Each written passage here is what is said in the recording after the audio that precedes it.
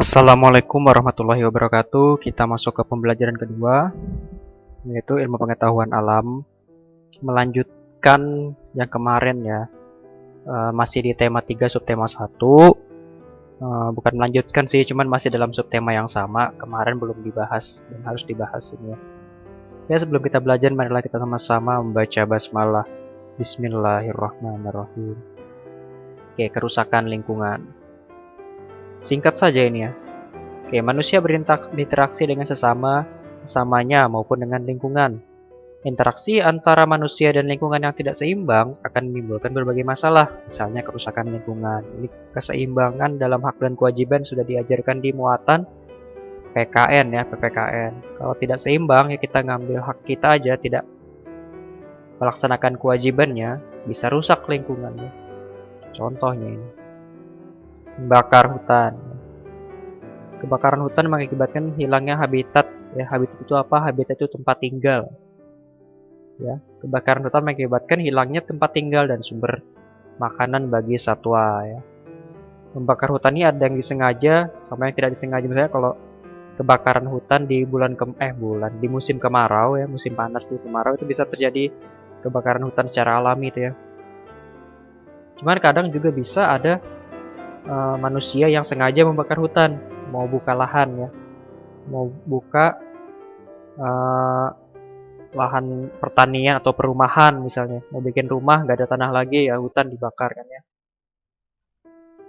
Nah itu sebenarnya boleh membuka lahan, cuman kalau dengan cara dibakar itu ya ini akibatnya habitat dan sumber makanan bagi satwa itu hewan ya, bagi hewan tuh hilang ya, bagi hewan tuh hilang, kasihan kan tiba-tiba.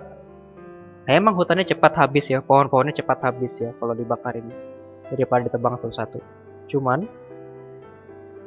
ya nggak enak kan kalau misalnya kalian sendiri tiba-tiba lagi enak-enak tidur di rumah malam-malam tiba-tiba dibakar orang rumahnya, kan nggak enak kan. Nah itu juga hewan, kasihan kan, dia lagi istirahat tidur malam dibakar, nah nggak ada tempat tinggal lagi dia.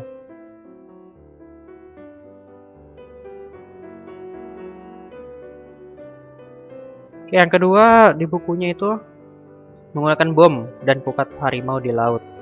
Oke, menangkap ikan, maaf bukan menangkap bom. Menangkap ikan menggunakan bom dan pukat harimau mengakibatkan rusaknya terumbu karang dan kematian hewan laut lainnya. Terumbu karang itu apa, Pak? Ini terumbu karang. Kalau misalnya apa sih, diving ya, snorkeling, nyelam, ini salah satu objek wisata ya. Indah. Nah, bukan cuma indah, terumbu karang juga bermanfaat bagi tempat tinggal ikan-ikan ya, tempat tinggal. Oh, nggak ada ini, nggak bisa, ikan-ikan kecilnya nggak bisa selamat di laut, dimakan dia sembunyi di sini. Nah, itu makanya kalau menggunakan bom dan pukat harimau ini bisa rusak ini. Nah, seperti ini bom, rusak. Ini sekali rusak, tumbuhnya lama nih, bertahun-tahun baru tumbuh lagi. Bom. Nah, ini pukat harimau nih, jaring yang besar ini, terus ini ada pemberatnya nih, pemberatnya. Biar tenggelam jarinya kan dikasih pemberat, nah baru diseret pakai kapal. Ini kena seret nih, hancur semua, rusak semua nih. Terumbu karang, nggak cuma terumbu karang, ikan-ikan kecil yang sebenarnya apa sih namanya, belum seharusnya ditangkap ya. Ikan kecil itu kan memang ada batasan untuk menangkap ikan, batas terkecil. Kalau di bawah itu nggak boleh ditangkap sebenarnya ikan. Kena juga nih, kena juga. Belum lagi ikan-ikan langka, ikan-ikan langka kan, yang mau punah kena tangkap juga.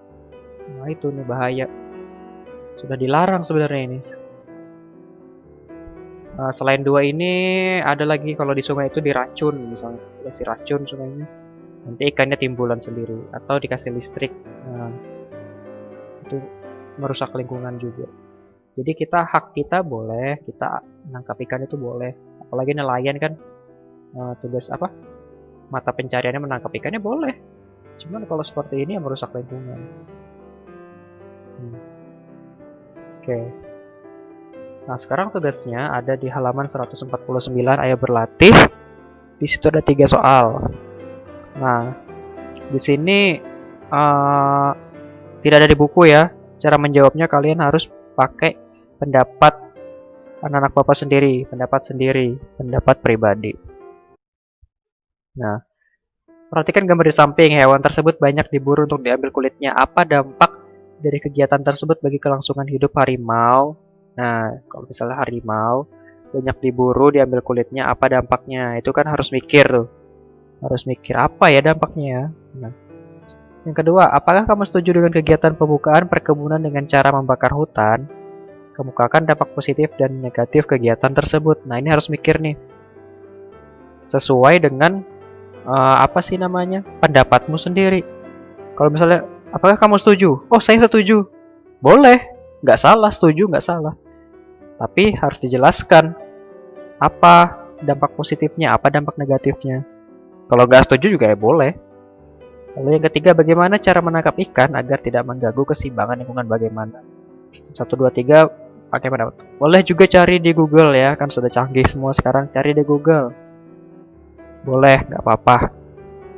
Nah, sekian dari Bapak. Kalau ada yang masih bingung, silahkan bertanya. Bapak akhiri dengan mengucapkan terima kasih. Walhamdulillahirrahmanirrahim. Wassalamualaikum warahmatullahi wabarakatuh.